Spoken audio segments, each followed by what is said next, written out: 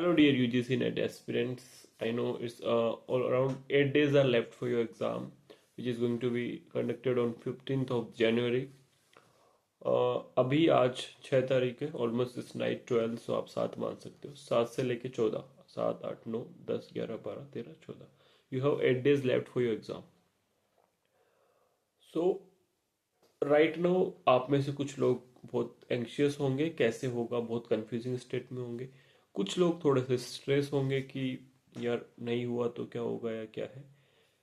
और few of you must be really confident about your preparation की हो जाएगा. ओके.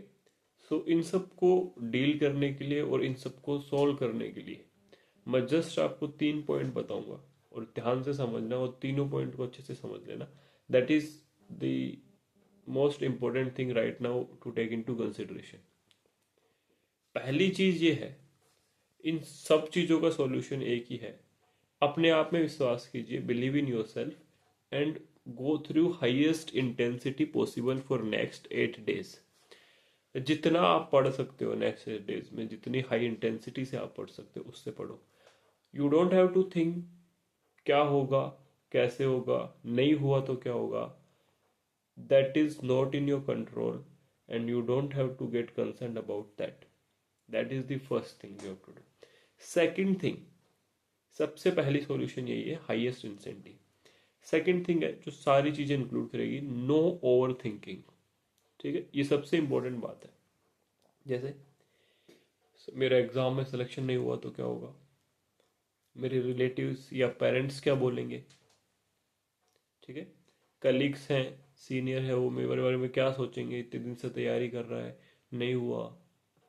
है ना. कुछ बच्चे होते हैं जो बहुत, कुछ तो होते हैं डोमिनेंट टाइप, जो केयर नहीं करते व्हाट अदर्स विल थिंक.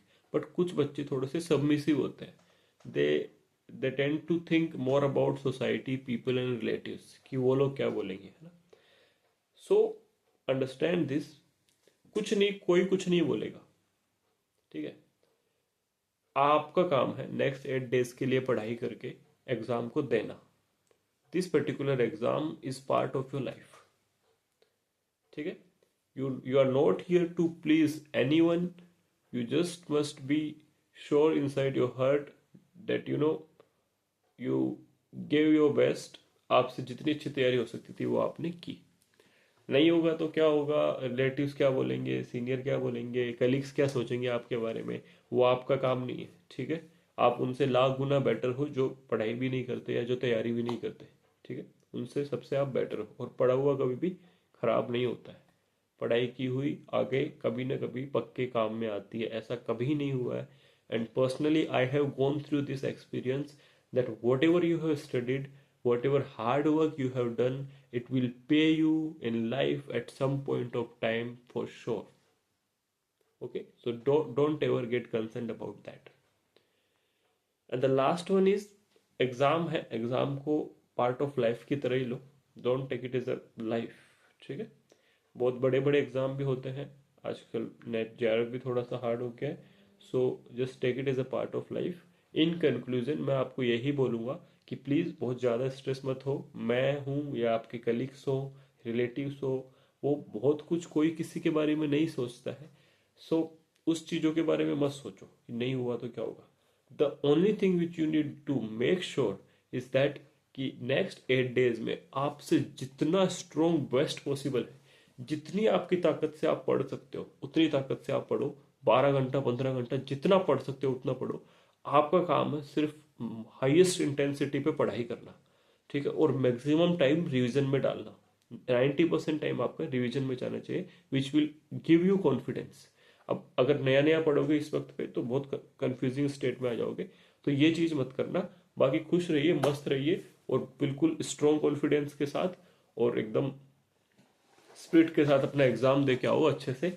ज़्यादा कुछ नहीं सोचना, ओवर थिंकिंग बिल्कुल भी नहीं करनी है. ठीक है. मेरी बात हमेशा ध्यान रखना, कोई किसी के बारे में कुछ नहीं सोचता है. आपका काम नहीं है वो डिसाइड करना, आपका काम एग्जाम देना है. इसलिए पूरे आत्मविश्वास के साथ अच्छे से पढ़ाई करके एग्जाम दे के आओ. And make sure and make do remember this thing कि आप उन लोगों से लाख गुना बेटर हो जो कभी पढ़ाई भी नहीं करते, जिन्होंने कभी तैयारी भी नहीं की है. ठीक है. तो ये सब मत सोचना. Very best of luck to all my dear aspirants for your exam which is going to be on 15th, and मिलते रहेंगे। Good bye.